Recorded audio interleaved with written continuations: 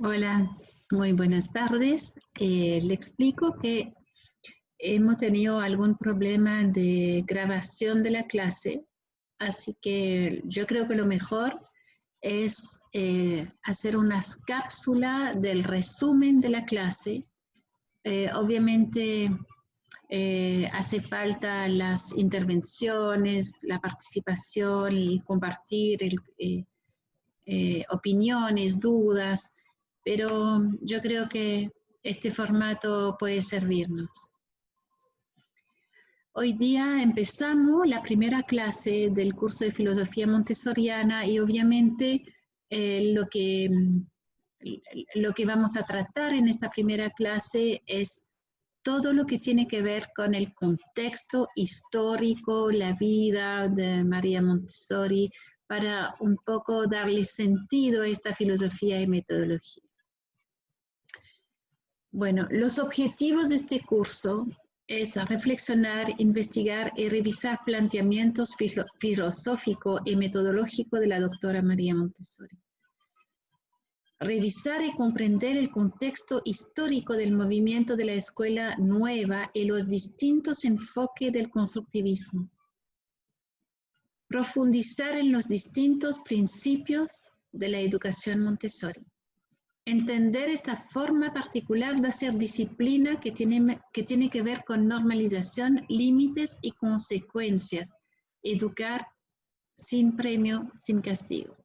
Profundizar en los postulados de la doctora Montessori, educar para la paz y educar en un sentido de holístico, de entender dónde estamos ubicados en este cosmos. Desarrollar una visión actualizada del método y de la filosofía Montessori, revisando distintos autores que complementan y cuentan con una visión análoga, obviamente. Autotransformarnos para poder transformar nuestro espacio educativo en una organización que aprende.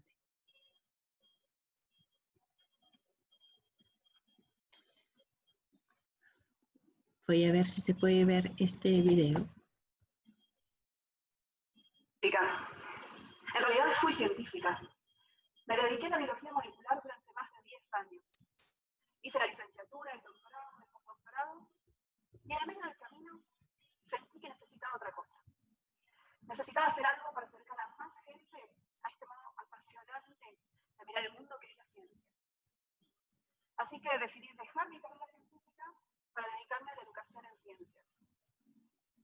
Trabajo con profesores y con chicos que realizo campamentos científicos.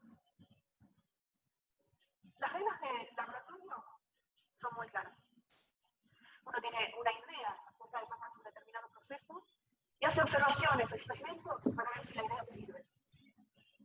Si los resultados confirman lo que nosotros pensamos, entonces aceptamos la idea. Pero si los resultados contradicen esa idea, la descartamos. En otras palabras, si la evidencia nos dice que la idea no es correcta, tenemos que buscar otro camino. No importa cuál bella sea la idea, no importa cuál importante sea su autor, aceptar una idea como cierta depende de las evidencias que la respaldan. Y al cambiar de profesión, uno se mueve de un mundo a otro y empieza a ver las diferencias.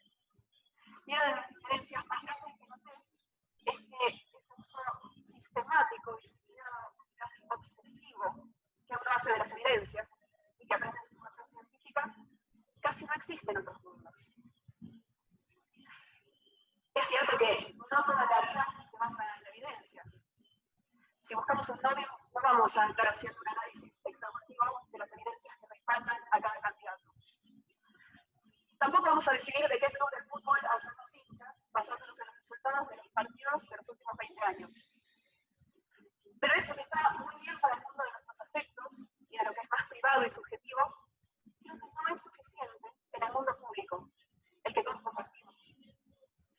Muchas veces las decisiones sobre qué hacer en política pública, por ejemplo en salud, educación, transporte o energía, se basan en opiniones, anécdotas, ideas, intuiciones, y no en evidencia sólida. Quiero contarles dos historias. Sudáfrica es uno de los países más afectados por la epidemia de SIDA. Sabemos desde hace muchos años que el virus HIV es el agente causante del SIDA.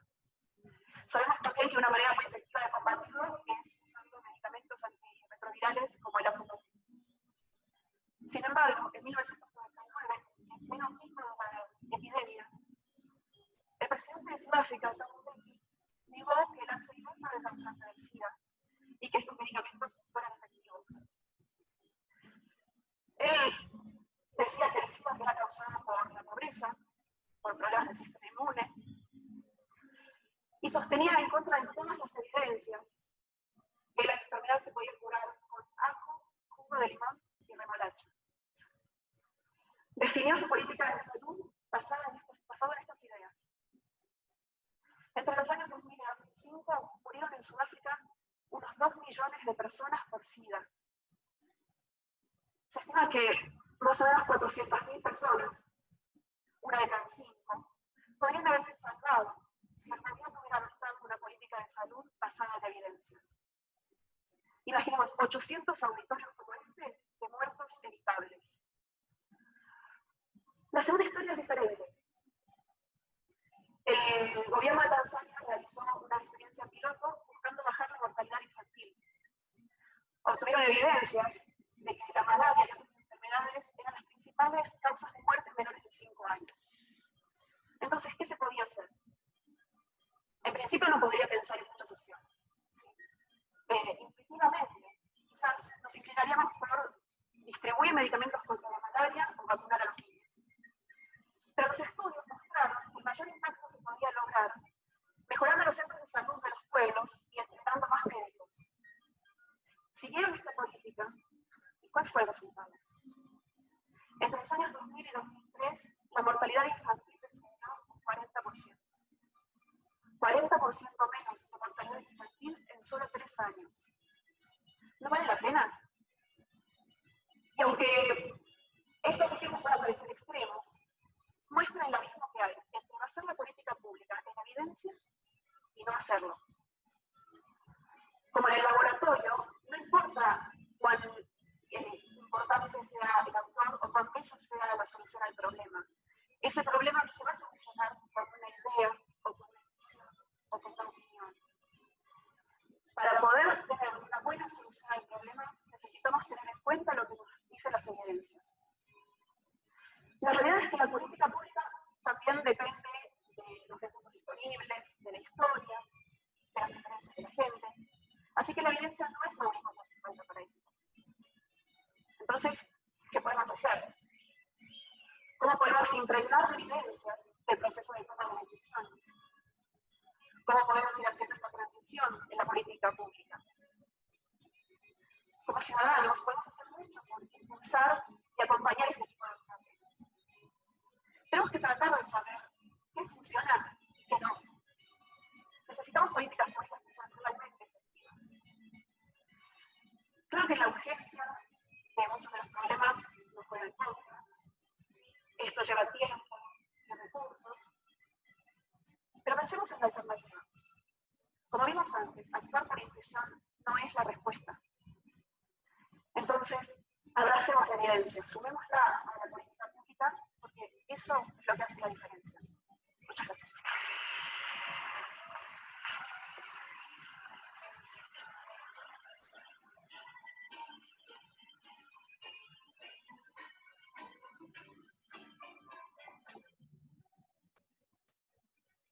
Bueno, lo que dice ella es que solo la intuición no sirve, solo la opinión no sirve. Lo que sirve en nuestro trabajo pedagógico no es solo nuestro guatímetro, sino que la observación que nos lleva a tener evidencia de lo que necesita un niño u otro. Entonces, la intuición es muy válida, pero solo la intuición no nos va a servir para tomar las decisiones más idóneas acerca de las necesidades de nuestros alumnos y alumnas. Entonces, lo que tenemos que hacer es observar y registrar nuestras observaciones para que se transforme en evidencias. Y estas evidencias nos van a servir para tomar decisiones pedagógicas. La intuición sola es como una suerte de certidumbre ciega frente al proceso de aprendizaje. No puede ser válida por sí sola. Así que la observación y el registro de observación, en la medida que se hace sistémico y sistemático, nos va a hacer tomar las decisiones idóneas acerca de la intención pedagógica, acerca de la respuesta que le puedo dar a un niño u otro. Estas clases van a tener una exposición, unas discusiones, por eso que es importante participar de la clase, para escuchar esta discusión, para ser parte de la discusión, para escuchar las dudas, escuchar la respuesta a esta duda, y es realmente muy enriquecedor. Bueno, siempre, toda la semana, trataré de subir y de sumar un autor a nuestra conversación, a nuestra reflexión, a nuestra clase. Entonces, es súper importante. Hoy día, obviamente, es Montessori, es su contexto, pero la próxima clase va a ser Maturana. La clase subsiguiente va a ser Edgar Morin, y así vamos a ir avanzando con los distintos autores que amplía la visión de forma análoga, obviamente. Y después, cuando terminamos la clase, hay una conclusión y que salen de ustedes, que es como una puesta en común, con qué me voy a quedar de esta clase, qué puedo compartir como idea, que me fue como significativa, en fin. Bueno, para entender a la doctora María Montessori, su vida no ha sido una vida fácil, es una vida de una hija única, rupturista sin querer serlo. Uno es rupturista porque uno es busquilla nomás, porque busca respuesta. Pero ella es una niña que crece, que realmente se destaca, que es brillante, y que decide estudiar medicina. Y en Italia, una Italia machista del siglo XIX, en fin, ella tuvo que pedir al Papa que intercediera a su favor para poder estudiar medicina. Obviamente la complicación que tenía esta gente que estudiaba medicina para aceptarla, o la gente de la universidad, digamos, es justamente la clase de anatomía, cómo una mujer podía estar ahí presente frente a un cuerpo desnudo, sin vida, que iban a abrir, que iban a tratar de entender y estudiar. Y esto en un medio, en un contexto absolutamente masculino. Luego, ella conoce una crisis europea muy fuerte, la Primera Guerra Mundial la vivió. Después de esto vive la dictadura de Mussolini, que Mussolini después adhiere al partido nazista. Los nazis empiezan a hacer su imperio ahí, persiguiendo al pueblo judío. Ella se arranca de Italia, se arranca de Mussolini, de su dictadura, llega a España. España termina en una guerra civil.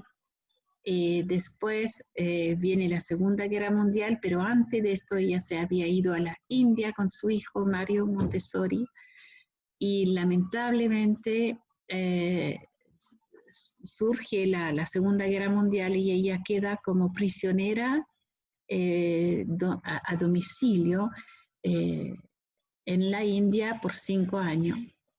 Y su hijo sí está encarcelado, y después en el proceso se libera y puede acompañar a su madre. Ella dice que durante estos años en la India, ella desarrolla la educación cósmica, que es una cultura espiritual mucho más oriental que occidental, y desarrolla esta conciencia humana de quién soy en el cosmos. Pero además hay un dar y recibir muy rico en la India, y ella forma en su metodología y en su filosofía a muchos educadores indios o hindú. Hindú parece que se refiere más a la parte espiritual y religiosa de ello que a la nacionalidad propiamente tal. Ella desarrolla durante toda su vida, en base a la observación de los niños y la niña, una metodología muy rica, sobre todo en ambiente preparado, que es la dimensión que ella aporta a la educación, no solo la relación profesor-alumno, unilateral, luego bilateral, no, ella suma esto, el ambiente, el entorno, que es fundamental y crucial para el desarrollo tanto emocional, fisiológico como cognitivo de los niños y niñas. Estos materiales Montessori, que son más desde la metodología, son una suerte de abstracción materializada, es decir, ella diseña, por ejemplo, para que quede súper claro la idea, el cubo del binomio al cuadrado, al cubo, el cubo del trinomio, el cuadrado del trinomio, las potencias, todo esto está manipulable con material y concreto, pero te lleva a un concepto muy abstracto, muy elevado. Entonces, por eso yo lo llamo abstracción materializada de Montessori. Bueno, ahí vemos que ella vive en una Italia que no conocemos hoy, no es la Italia de hoy.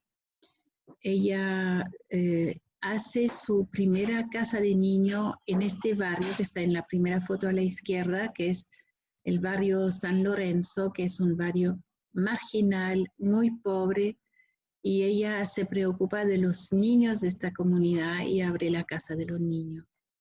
Y siente que salva a los niños, siente que la escuela, el espacio de la escuela puede salvar a los niños de esta vulnerabilidad social o socioeconómica, sociocultural. Luego en la segunda foto vemos a Mussolini que visita las escuelas montessorianas, y ahí Mussolini aún no se une a Hitler como en la tercera foto.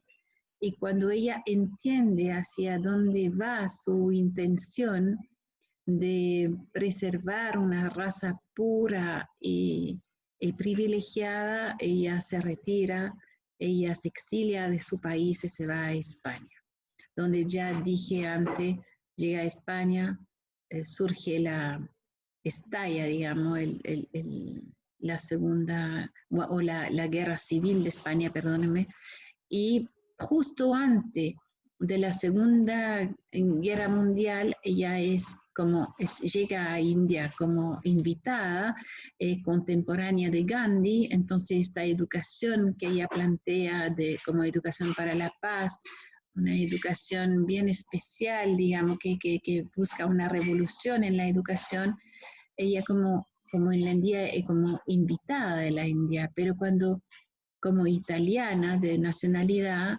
va con su hijo allá, y cuando está allá la Segunda Guerra Mundial, y ahí por nacionalidad ella es enemiga de la India. Recuerdan que India en ese momento es colonia inglesa, entonces frente a este conflicto de la Segunda Guerra Mundial, obviamente ella por nacionalidad termina siendo prisionera de la India, pero con arresto domiciliario. No así su hijo, que fue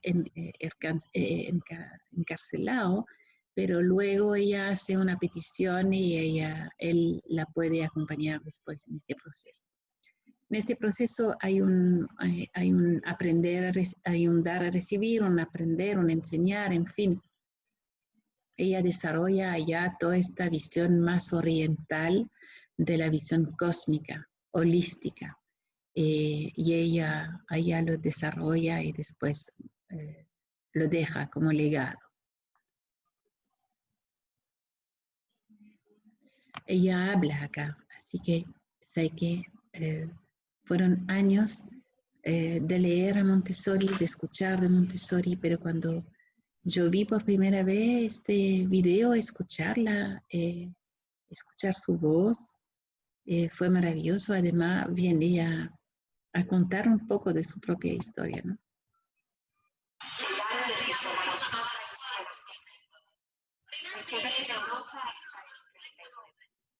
Después fui a la India.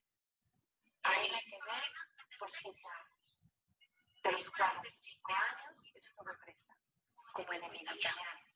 No podía moverme en ningún lugar. Pero venían de todas las partes los hindúes. Y fue así que pude comparar casi 1000 años. ¿Cuánto tiempo se quedaron allá? Estuve como huésped del gobierno italiano por 2 meses. Lo que sea para retomar el método y las técnicas. Y para aplicar a la nueva educación mis principios. Después, iré por algunos meses a la India. Después, los quiero regresar a la India. Si los niños supieran quién es Montessori, este homenaje sería previsible. El suyo es un método de educación moral y mental de la infancia. A las pequeñas alas que se abren, esta mujer infunde la valentía y la responsabilidad de intentar el vuelo. Bueno, es maravilloso escucharla porque María Montessori cuando se va a la India y habla de que forma personas y este dar y recibir que le conté antes, pero lo que más me asombra de esta entrevista es que ella fue exiliada política a los 64 años. Y cuando habla ahí, le falta unos años de vida y ella está absolutamente llena de proyectos. Nace en el siglo XIX y fue activa hasta morir, yo creo. Fue activa, aportó con sus ideas. Y hoy día hay otros pensadores así que podemos haber conocido nosotros, como Claudio Naranjo, que hasta el día de su muerte, podríamos decir, aportó con sus ideas acerca de la pedagogía del amor. Tú tienes hoy día a Humberto Maturana, que tiene más de 90 años, tú tienes a Edgar Morin, que tiene 96, 98 años y todavía es clever y aporta con sus ideas. Eso me despierta admiración por esta gente que sabe tanto y que sigue compartiendo. Son una inspiración para mí. Bueno, es una verdadera revolución en educación lo que propuso la nueva escuela. ¿Qué es esta nueva escuela? Esta escuela, este movimiento de la nueva escuela, no es solo Montessori. Es De Crolly, que es un belga que se plantea el centro de interés de los niños. ¿Qué le interesa aprender a los niños? Y empieza a observar los periodos sensibles y empieza a centrarse más en el niño y a enseñarle lo que ellos son ávidos de aprender. Después viene Freinet, que es un francés, que es maravilloso, que vuelve de la Primera Guerra Mundial y no tiene las cuerdas vocales, están dañadas, no puede gritar, entonces uno no inspira ya el respeto con el grito, con intimidar, sino que busca otro método. Él políticamente fue como diría, estigmatizado porque es un comunista, entonces sus escuelas están siempre tildadas de tratar ahí de moldear el pensamiento político de los niños, pero en el fondo lo que él quería era una educación para la paz y una educación en conexión con la naturaleza, darle la opinión, una instancia para opinar a los niños. En su escuela hay también esta imprenta para que como yo escribo, pero yo no escribo para el adulto, son como columnas de opiniones que entran en este sistema de imprenta.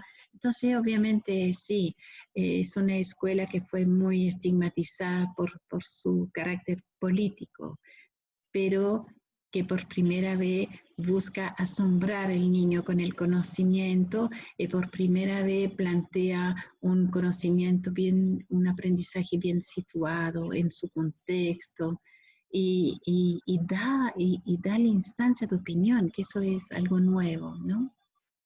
Después viene Stenhouse con la unidad temática de interés social, de nuevo el aprendizaje situado, de nuevo el aprendizaje, el conocimiento que se reconecta con el contexto, con la actualidad, con el mundo real. Después viene Freire, que sabemos que quiere a través de la educación empoderar al pueblo y que busca a través de la educación que los chicos que salgan de la escuela se empoderen, que sean gestores de cambio y que sepan resolver los problemas sociales fuertes que existen en el país. Después viene la investigación del medio, que IRES no es una persona, sino que un movimiento de renovación pedagógica que otra vez vuelve a buscar el devolver el conocimiento como una misión, que el conocimiento no puede ser un fin en sí mismo, sino que tiene que ser el conocer para actuar, el conocer para transformar, el conocer para mejorar el mundo o la sociedad.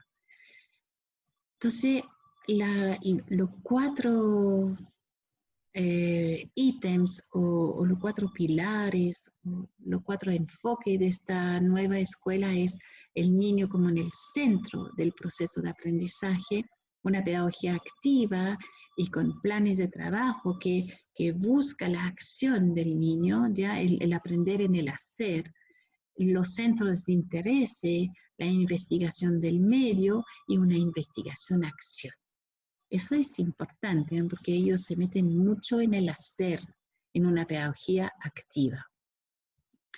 Bueno, entonces si vemos estos autores, tú tienes al Stenhouse, que propone un papel activo del docente en la investigación. Es el que propone que el docente sea un investigador participante de su salón de clase. Una investigación participante que involucra a los distintos actores de un proyecto educativo, una construcción del conocimiento desde la propia experiencia e investigar para mejorar la práctica docente. Es decir, él trata de darle el protagonismo al docente, pero no desde la clase frontal y el docente como una especie de transmisor del conocimiento o de la información, más bien dicho, sino que es un docente capaz de investigar su propio contexto, su propio ambiente educativo para mejorar a partir de las necesidades de los niños que son observadas por el adulto, darle esta educación contextualizada y situada. Después viene de Crowley y Freinet, que buscan los centros de interés de los niños y niñas. Para ambos, la motivación es central para lograr un aprendizaje significativo. Este aprendizaje significativo es un aprendizaje que está en el hacer, es una suerte de dominio de la acción que lleva al niño al aprendizaje significativo.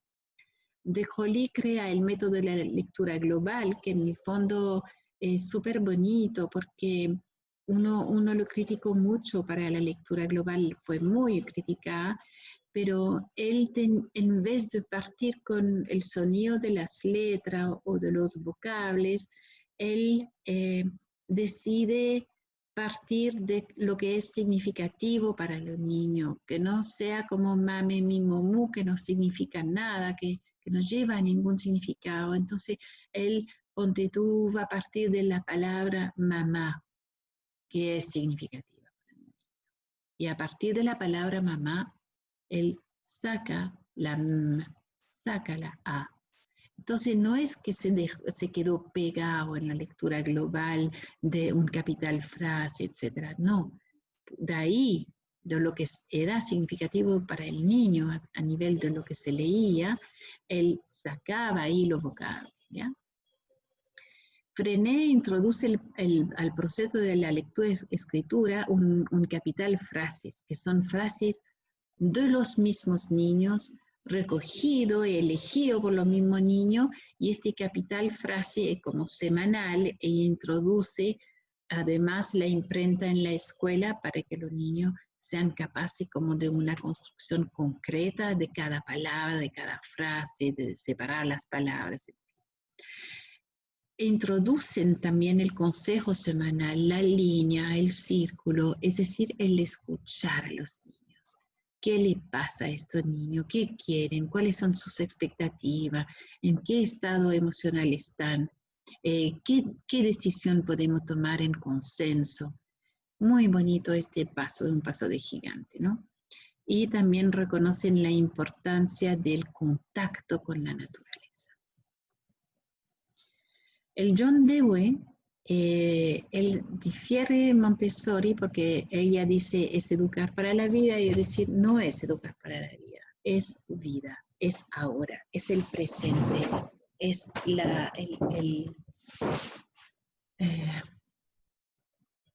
es preocuparse ahora. Tú te puedes preocupar del futuro, pero la acción es ahora, es en el presente. Entonces es presencia plena, lo que conocemos bien como concepto. La democracia se aprende en la escuela, dice, con la participación, con la resolución de conflictos que se puede definir como vivenciar un proceso democrático de actividad conjunta. Entonces, esta línea que le hablaba recién, este consejo de curso que empieza a nacer ahí, es un ejercicio de educación cívica, es un ejercicio democrático de participación, es un resolver junto los conflictos. En la escuela debería aprenderse a resolver problemáticas reales del mundo actual de manera creativa e innovadora. Absolutamente vigente esto. Uno no puede desentenderse de lo que pasa en el entorno, en la sociedad, en el mundo. Es conocer lo que pasa alrededor de uno, tratar de entender este mundo y aportarle las soluciones a los problemas o a las problemáticas mundiales o del entorno inmediato, según la edad. Es ahí donde se construye la ciudadanía consciente, lista para participar de una sociedad democrática. Y para Freire, le vamos a escuchar.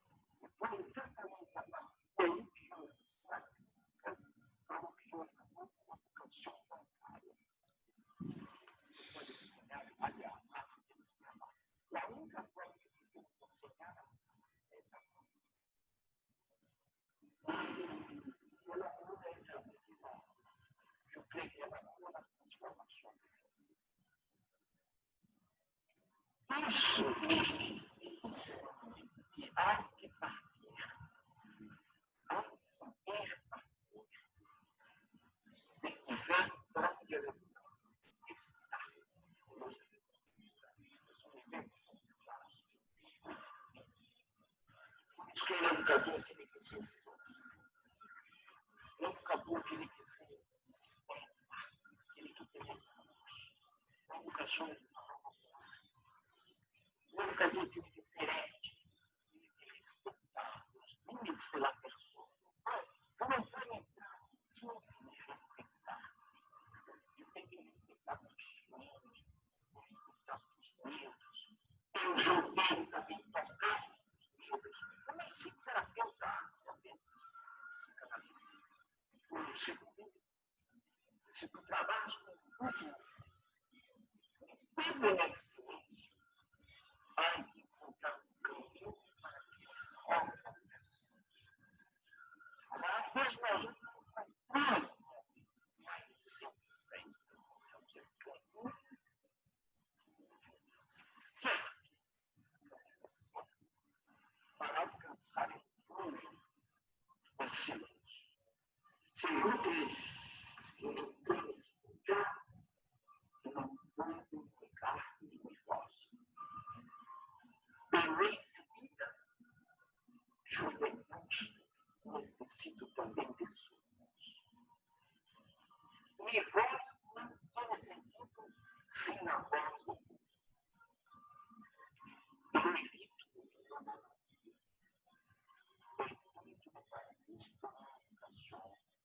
está em el contexto cultural, econômico, social de los educadores. Não importa que esteja de contexto cultural, uma das tarefas do educador é reação. Em definitiva, que o educador é um artista.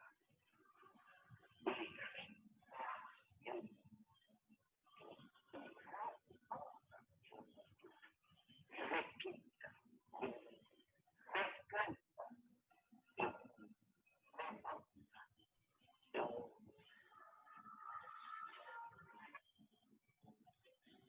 Bueno, es muy fuerte su mensaje porque habla de que educar es despertar al otro, es un despertar diríamos, no solo sociocultural, sino que ahí habla él de una parte sociopolítica, socioeconómica. Él habla de un despertar del pueblo a través de la educación. Él habla de un escuchar mutuo. Mi voz necesita de tu voz. Necesita reconstruir el contexto, recrear el mundo, romper el silencio. Son frases fuertes. Así que Freire era un gran educador y el educador no puede olvidar esta voz de Freire, que la educación empodera al pueblo. Y así es. Bueno, y el proyecto IRES, que es investigación y renovación escolar. Equilibrio entre lo teórico y lo práctico para construir un conocimiento pedagógico situado. Investigación en la escuela para lograr una visión global y sistemática que llevan a una construcción del conocimiento significativo. Perdona, tipeo. Una concepción constructivista del desarrollo humano para llegar más allá del traspaso de contenidos académicos. Olvidémonos del traspaso de contenido académico, porque el traspaso de contenido académico sin hacer pensar, sin llegar al pensamiento crítico, sin pensar en un pensamiento complejo, sin pensar en un aprendizaje significativo, de un aprendizaje, digamos, situado y contextualizado, no sirve de mucho. Hoy día, cuando estamos hablando ya de la globalización, del ciudadano global, pensar que estamos todavía para traspasar información, no podemos. Tenemos que ir más allá. ¿Ya? Entonces, esta investigación y renovación escolar va hacia allá, va hacia volver a conectar el conocimiento. Fue durante mucho tiempo como un conocimiento de salón, fue como un esnobismo, conocer y saber de la cultura. Y yo he visto, yo lo he vivenciado de muy cerca, este esnobismo del saber. Pero no, el conocimiento que necesitamos construir en los colegios es un conocimiento para transformar el entorno, para transformar la sociedad, el barrio, la familia y el mundo. Y esto, esta construcción del conocimiento significativo va para allá. Va y no hay un conocimiento significativo sin un desarrollo de la conciencia. Conciencia social, conciencia ambiental, en fin. Bueno, entonces del conductismo al constructivismo no fue solo una revolución pedagógica, es decir, lo es, pero también hay un cambio de foco que uno tiene que ver como el cambio de switch a un 180 grados, que es un aprender haciendo, el hacer, el ser, el convivir, el aprender a aprender, que realmente es aprender a pensar, es llegar a la metacognición, es un aprendizaje más significativo, es aprender a pensar y a resolver problemas, es aprender a resolver, a realizar proyectos desde la creatividad.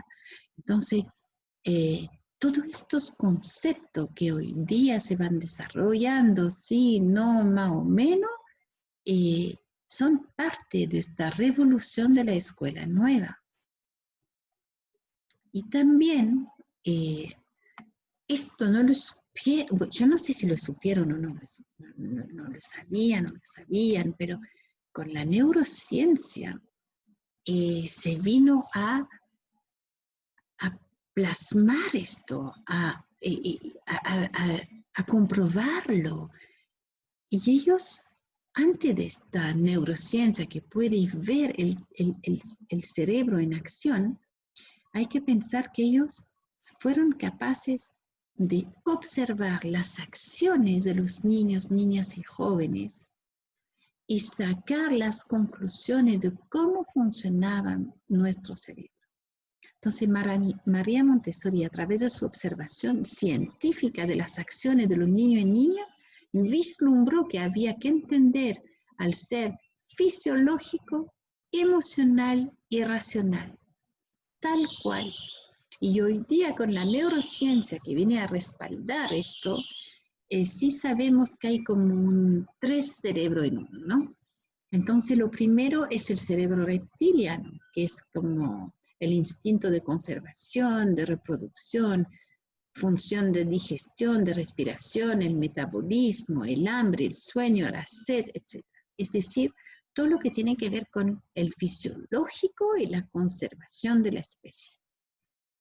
Después viene lo que nos aportaron los mamíferos, o que somos mamíferos además, cubre el reptiliano y rige nuestras sensaciones, sentimientos y necesidades vital para el aprendizaje y la memoria. Todo esto está ahí en este límbico de las emociones, de las sensaciones, pero de la memoria sensorial. Es importante esta memoria sensorial porque nos puede hasta salvar la vida, ¿no? Y después, si lo fisiológico, que es el reptiliano, está cubierto, si lo límbico está tranquilo, hay como una compuerta que nos lleva a este cerebro cortical. Y esto es lo racional, como se llama hoy día, ¿no es cierto? Cubre al mamífero, cubre al reptiliano. Sí, pero ojo, porque si el reptiliano o el emocional no está bien, difícilmente se puede llevar al ser humano a pensar con cordura, vamos a decirlo tal cual. Entonces, 80% de las neuronas que se encargan de procesar los pensamientos, ahí está, ¿ya? Imagínense que si el 20% no funciona, que es entre lo fisiológico y lo emocional, el 80% no va a pasar nada. Yo no soy capaz de pensar racionalmente sin que mis emociones tengan un espacio vamos a decir, de bienestar, de serenidad, ¿ya? Una vez que yo esté serena, yo puedo prestar atención, me puedo concentrar, puedo resolver problemas, puedo crear, puedo hacer todo. Pero si yo no estoy bien, si yo siento hambre, si yo siento frío, si yo siento miedo, si yo siento angustia, difícilmente voy a poder centrar mi atención en un aprendizaje más racional. Entonces hoy día también nuestra autora de hoy era Amanda Céspedes, es Amanda Céspedes, que ella dice que educar las emociones es educar para la vida, ¿sí? Entonces uno tiene que, si el fin último de la educación Montessori era el autoconocimiento, no hay autoconocimiento sin una buena gestión de las emociones. Y las emociones tienen que ver con conocerme, qué me pasa, porque uno puede ponerlo, la carita ahí, la carita feliz, la carita triste, la carita asustada, pero poder hacer la diferencia entre una carita y la otra cuando se trata de mí, cuando estoy inundada por estas emociones, no es tan fácil. Lo que yo siento realmente es rabia o lo que yo siento es una profunda tristeza y la rabia trata de protegerme de la tristeza. Por ejemplo, la ansiedad, ¿de dónde me viene esta ansiedad? ¿De dónde me viene esta tristeza? Poder descifrarlo, poder entender lo que me pasa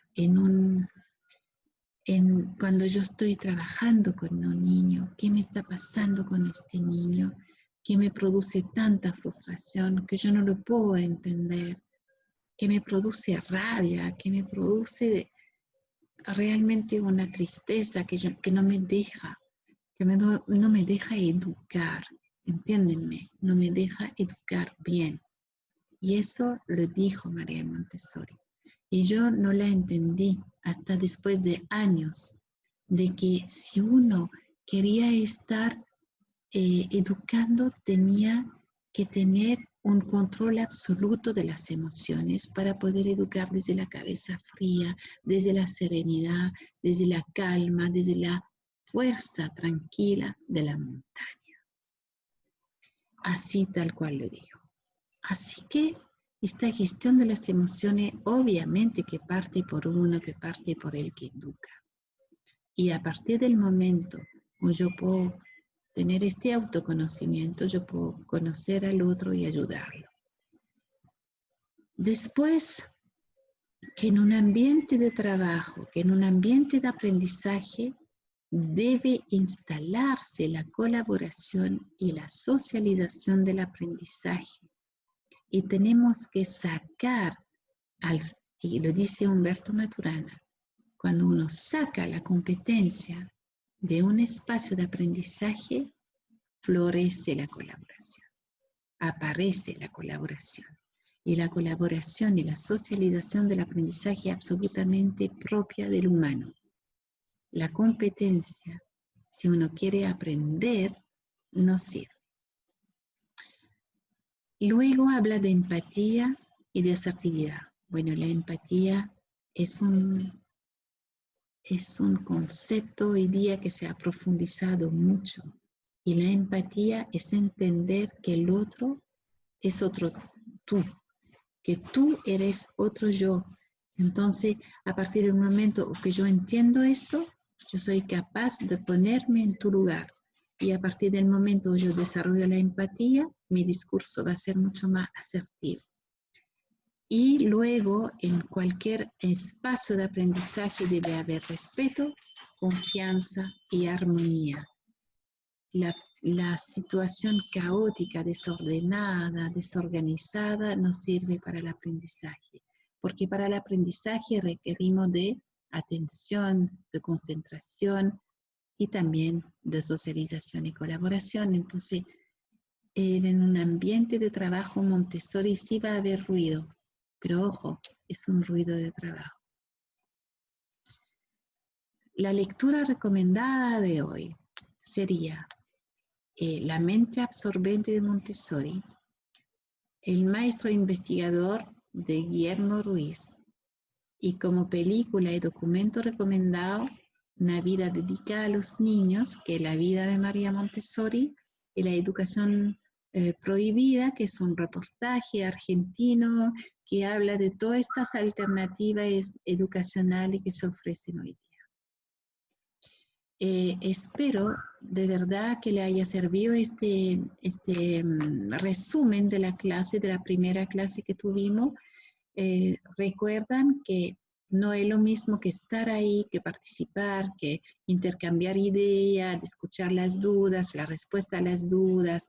En fin, la idea de esta clase virtual es que sea participativa, que sea interactiva, así que les invito a participar de la clase en vivo.